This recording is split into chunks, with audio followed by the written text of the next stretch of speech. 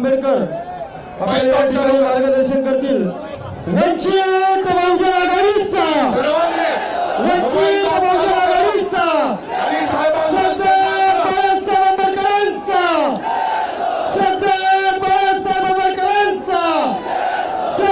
बाळासाहेब आंबेडकरांचा यानंतर वंचित बहुजन आघाडीचे श्रद्धेय बाळासाहेब आंबेडकर आपल्याला मार्गदर्शन करतील।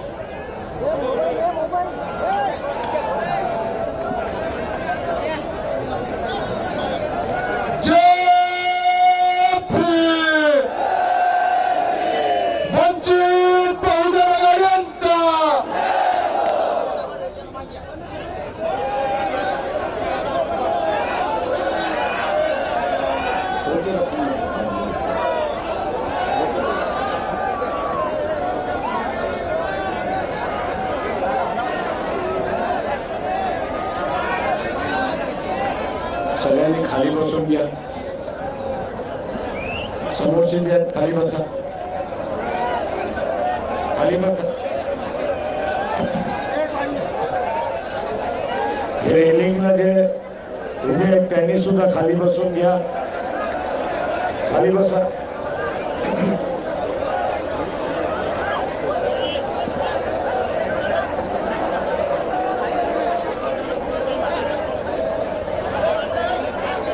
इकडचे सुद्धा आहे ते खाली बसून घ्या, पाठीमागचे बोंबाबोंब करतायत।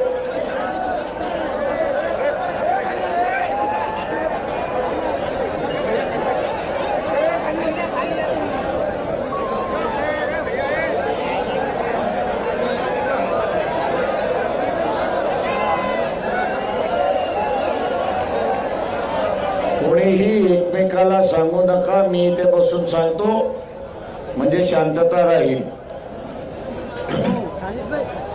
खाली बसा, निळा शर्ट वाले खाली बसा। तुम्हाला काही स्पेशल निमंत्रण नाही दिलेलं आहे।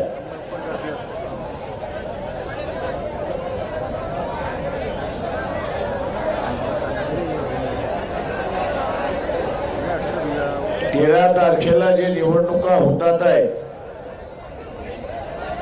त्याच्यामध्ये मराठवाड्यातले असणारे 3 उमेदवार आहेत। औरंगाबादचे उमेदवार आहेत अफसर खान, जालना जिल्ह्याचे आहेत उमेदवार प्रभाकर बखलेजी आणि बीडचे असणारे उमेदवार आहेत अशोक हिंगे।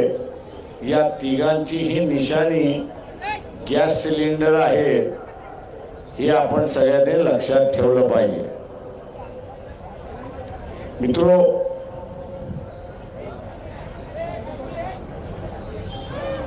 या निवडणुकीमध्ये आपण असताना पाहिलंय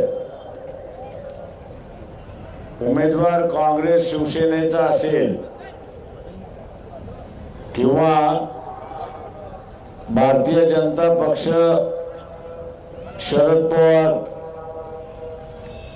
भारतीय जनता पक्ष अजित पवार आणि एकनाथ शिंदे यांच्या उमेदवार आपण बघितले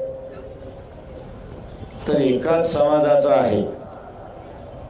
औरंगाबाद मधला त्याचा असणारा फरक आहे, एवढीच असणारी परिस्थिती आहे। हे नुसते एका समाजाचे नाही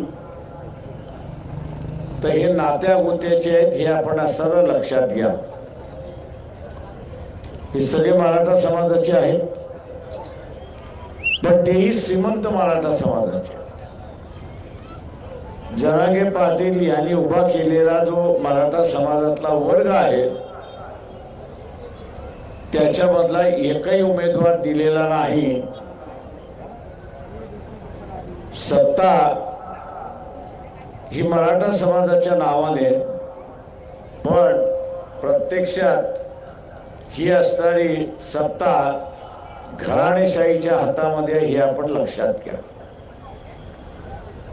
ही घराणेशाहीच्या हातामध्ये आहे आणि म्हणून मराठवाड्याचा विकास झाला नाही। आपण बोंबलतो की मराठवाड्याचा विकास झाला पाहिजे, रेल्वेसाठी इथे लढा द्यावा लागला, मीटर गेज पासून ब्रॉड गेज करायला, पण ब्रॉड गेज झाली पण ब्रॉडगेज सुद्धा सिंगल लाईन झाली, ती डबल लाईन अजून झाली नाही, अशी असणारी परिस्थिती आहे.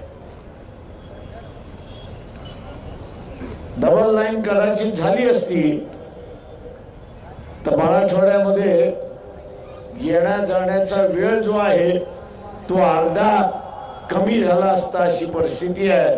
आणि वेळ वाचतो म्हटल्यानंतर उद्योग सुद्धा आले असते, अशी परिस्थिती आहे. मध्यंतरी आपण बघत असाल की औरंगाबाद हे विकसित होते असं वाटलं. वेगवेगळ्या कंपन्या यायला लागल्या, त्याच्यातल्या फक्त असणाऱ्या 4-5 कंपन्या टिकल्या, उरलेल्या कंपन्या भूर झाल्या, अशी परिस्थिती आहे.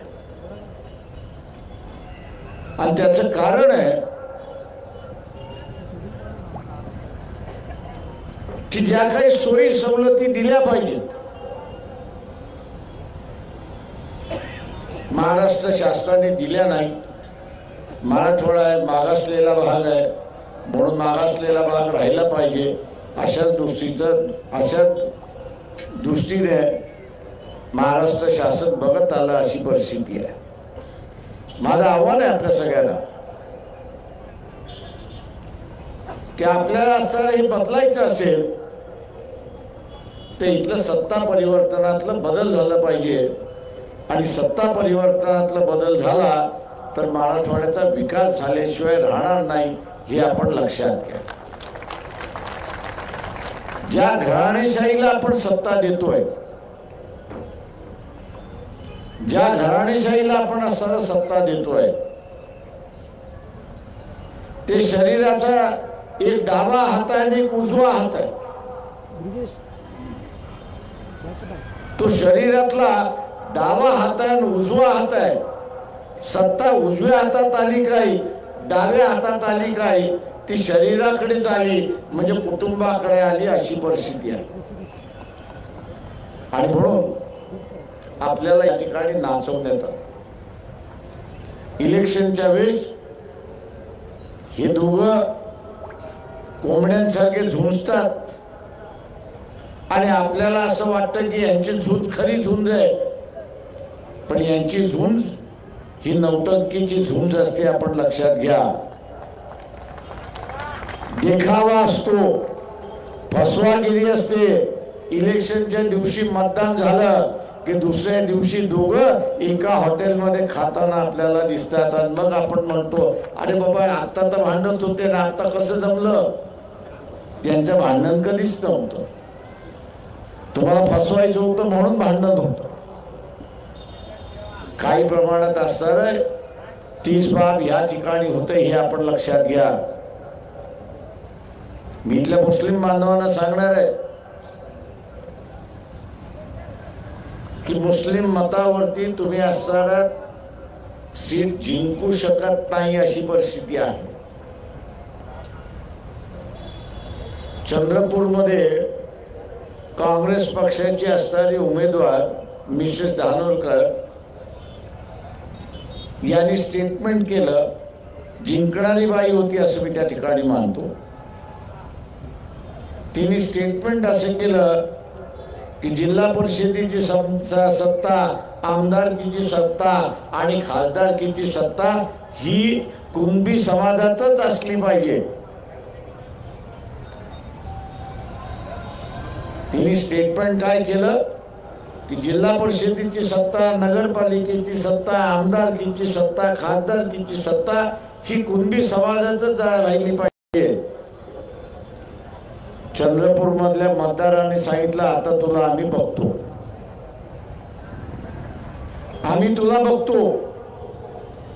आणि आता चंद्रपूर मधल्या ही सीट 3ऱ्या क्रमांकावरती गेले असे मला लोक त्या ठिकाणी म्हणत होते की फक्त कुणब्यांना मतदान पाहिजे असेल तर कुणब्यांनीच मतदान करावं, आम्ही कुणब्यांच्या विरोधात मतदान करणार, ही भूमिका त्या ठिकाणी झाली. एका समाजावरती इलेक्शन जिंकता येत नाही.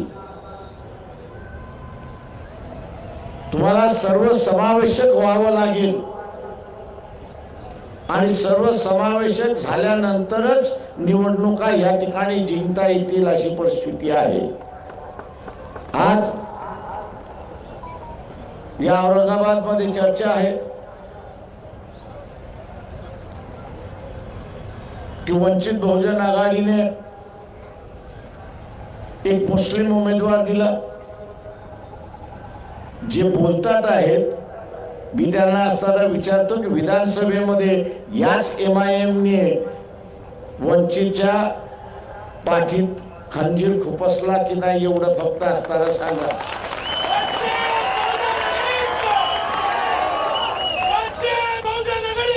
फक्त मुस्लिम मतांवरती असणारा MIMचा उमेदवार जिंकून आला नाही. ते MIMचा उमेदवार जिंकून आला इथल्या OBCच्या मतावरती जिंकून आला हे एवढं लक्षात घ्या. मुस्लिम कार्यकर्ता मुसलमानाच्या विरोधात भूमिका घेत नाही. मुस्लिम समाज पाठीमागे राहिलाय त्याचं एकमेव कारण की त्याच्या समाजातला वाईट माणूस मुस्लिम कार्यकर्ता वाईट असला तरी त्याच्या विरोधात तो भूमिका घेत नाही आणि त्याला सांगत नाही की तू असताना चुकलेला आहेस.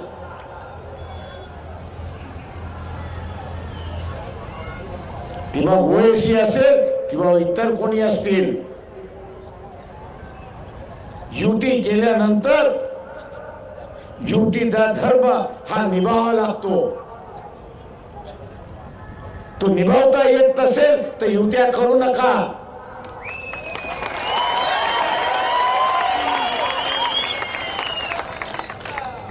युत्या करता येत नसेल आणि धर्म निभावता येत नसेल तर युत्या करू नका. मुस्लिम बांधवांना माझं असणारं आव्हान आहे की हिंदू समाजामधला जो सेक्युलर मिजाज आहे त्यांनी आपल्या समाजाच्या विरोधात जाऊन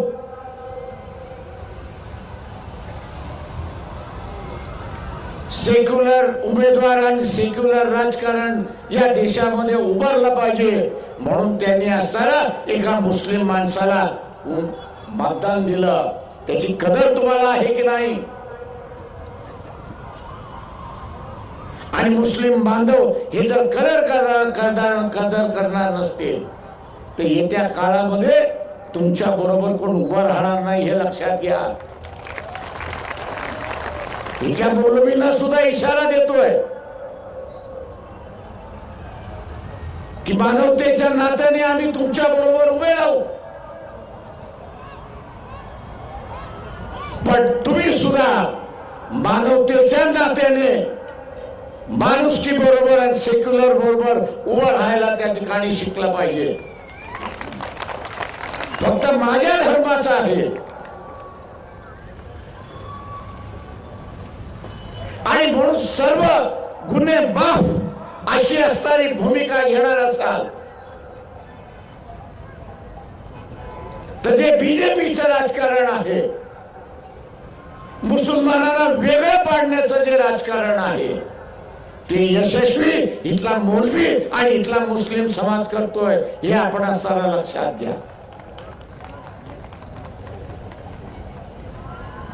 बीजेपीच्या राजकारणाला यशस्वी कोण करणार असेल तर इथला असणारा मौलवी करणार आहे आणि इथला असणारा मुस्लिम बांधव करणार आहे हे आपण लक्षात घ्या. इथल्या हिंदू समाजामधल्या सेक्युलर विचाराचा जो हिंदू समाजातला जो सेक्युलर विचाराचा आहे त्यांनी असं सांगितलं की मी धर्म बघणार नाही, मी धर्म बघणार नाही, त्या माणसाचं कर्तृत्व बघणार आणि त्याला मतदान त्या ठिकाणी देणार. त्यांनी मागच्या वेळेस दिलं, ते मागच्या वेळेस दिलं. जी मुसलमानाची भावना होती की आम्हाला इथे असणारा हिंदू मतदान देत नाही आणि जिंकत नाही, ती सगळी पार मोडीत काढली अशी परिस्थिती, ती पूर्ण मोडीत काढली. आणि या देशातला सेक्युलर हा मुसलमानाला सुद्धा जिंकू शकतो हा इतिहास त्यांनी निर्माण केला. हा इतिहास निर्माण केला, हा इतिहास तुम्हाला कायम करायचा आहे की नाही हा त्याच्यातला महत्वाचा भाग. हा जो इतिहास निर्माण झालेला आहे तो इतिहास तुम्हाला कायम ठेवायचा आहे की नाही हा त्याच्यातला असणारा महत्वाचा भाग.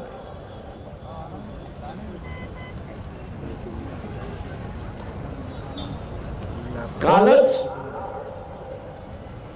मोदीचं वाक्य होतं की बाळासाहेब ठाकरेंचे असणारे माझ्यावरती उपकार आहेत आणि म्हणून उद्धव ठाकरे अडचणीत आले तर मी त्याच्या पाठीशी उभा आहे आणि पाहिजे ती मदत मी त्या ठिकाणी करणार आहे. हे उद्याच्या येणाऱ्या राजकारणाची नांदी आहे हे आपण लक्षात घ्या. ही उद्याच्या राजकारणाची नांदी आहे. वाटाघाटी ज्यावेळेस चालल्या होत्या त्यावेळेस आम्ही पहिल्यांदा म्हणालो होतो की आपण सेक्युलर मतावरती जिंकून येणार आहोत आणि म्हणून सेक्युलर मतदाराला हे आश्वासित करू की 5 वर्ष आम्ही भारतीय जनता पक्षाबरोबर समझोता करणार नाही. हे आश्वासन आपण देऊ. हे आश्वासन द्यायला राष्ट्रवादी तयार नव्हती आणि हे आश्वासन द्यायला शिवसेना ही तयार नव्हती. शिवसेना ही तयार नव्हती. मी आता असणाऱ्या काही मुस्लिमांचं बघतोय नाही आपण सेक्युलर पार्टियों को वोट देना चाहिए. अरे कोण सेक्युलर?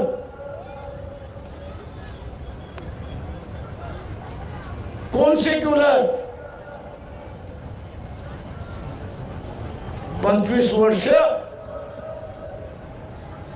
शिवसेनेचा उमेदवार हा भारतीय जनता पक्षाबरोबर होता.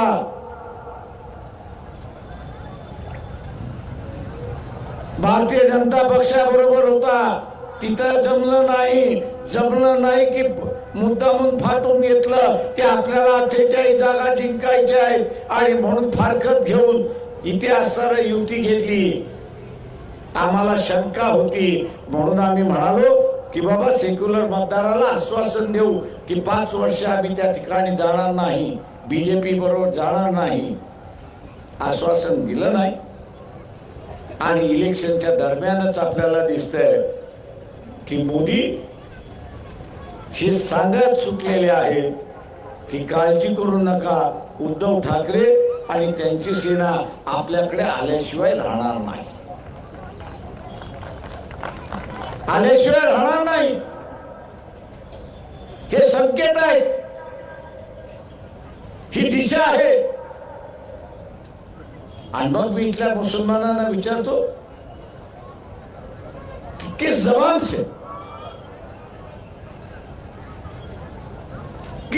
से आप ये कह रहे हो?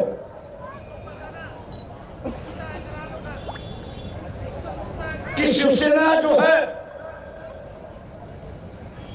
ये सेक्युलर हो गई, सेक्युलर मिजाज का दिमाग हो गया.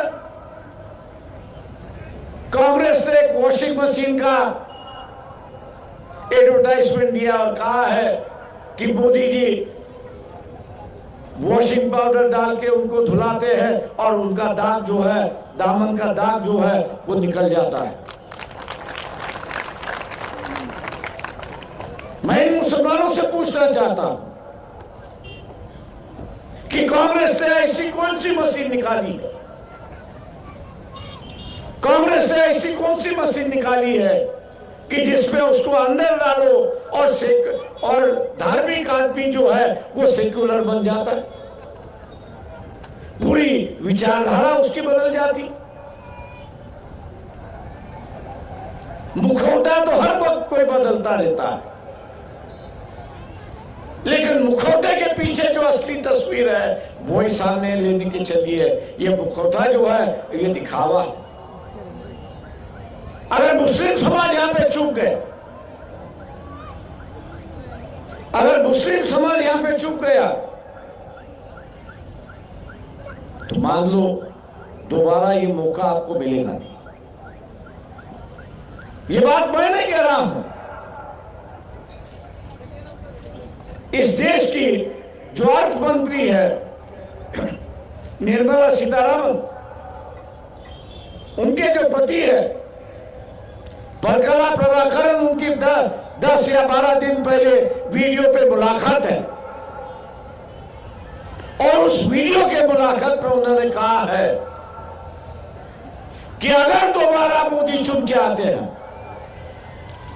तो संविधान के बचेगा तो नहीं, लेकिन उन्होंने मुसलमानों को आगाह किया है, ईसाइयों को उन्होंने आगाह किया है और ये कहा है कि अगर बीजेपी और मोदी दोबारा सत्ता पर आते हैं तो मुख्यमंत्री के वक्त में जो गोधरा में हुआ, मुख्यमंत्री के वक्त जब गोधरा में हुआ और प्राइम मिनिस्टर होते हुए जो मणिपुर में हुआ कत्लेआम जो हुई, वो इस सिलसिला वो कह रहा है कि भारत के गली गली में होगा, भारत के गली गली में होगा। ये कोई छोटा मोटा आदमी नहीं है,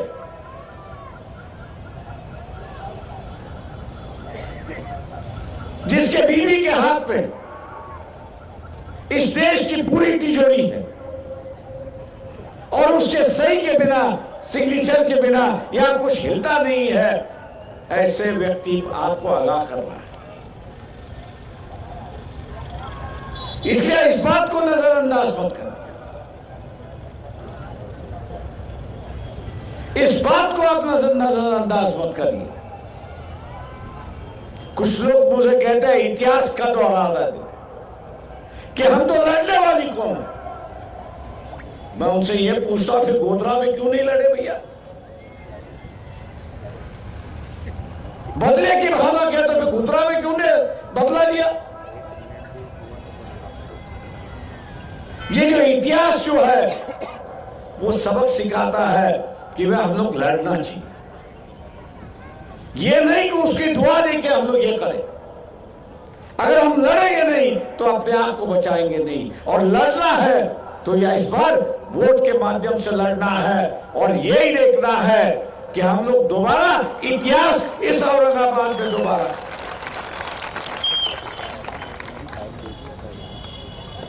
जैसे मैं पहले वक्ताओं ने यहां पर कहा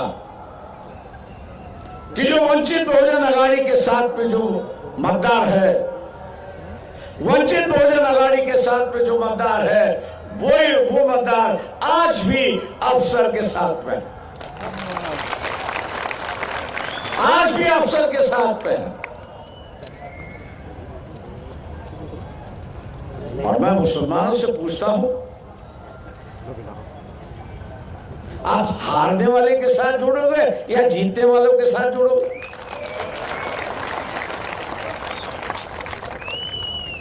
गलतियां तो मुसलमान करते आ रहा है। औरंगजेब पे मजहब पर वंचित बहुजन अघाड़ी गई, मोहम्मद पैगंबर का दिल जो है वो वंचित बहुजन अघाड़ी ले आई। हिजाब के खिलाफ यही सम्मेलन होने वाला था और उस लड़की का सत्कार होने वाला था, कौन कह रहा था? तो यहां वंचित बहुजन अघाड़ी। और मैं नहीं समझता कि आपके रुझान जो है वो कांग्रेस की तरफ है कि जिसने आपके समाज को एक उम्मीदवारी नहीं,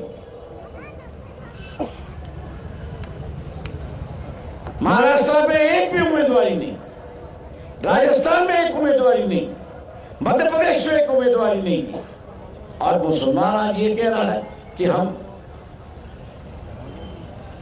कांग्रेस के साथ जुड़ रहे। जो गलती आप लोग ने पिछली बार की, मुस्लिम समाज ने तो पिछले बार जो गलती की और उसकी वजह से बीजेपी आई है। आज उसकी वजह से बीजेपी आई है। इस बार भी अगर मुस्लिम समाज गलती करेगा, इस बार भी अगर मुस्लिम समाज गलती करेगा तो बीजेपी आने का दोष जो है वो मुसलमानों पर यहां पर होगा। मुसलमान क्या चाहता है कि बीजेपी की सरकार ना आए, नरेंद्र मोदी प्राइम मिनिस्टर ना बने। वंचित बहुजन आघाड़ी भी वही एजेंडा लेके चली है। फिर आप तो जुड़ने से कतराते क्यों?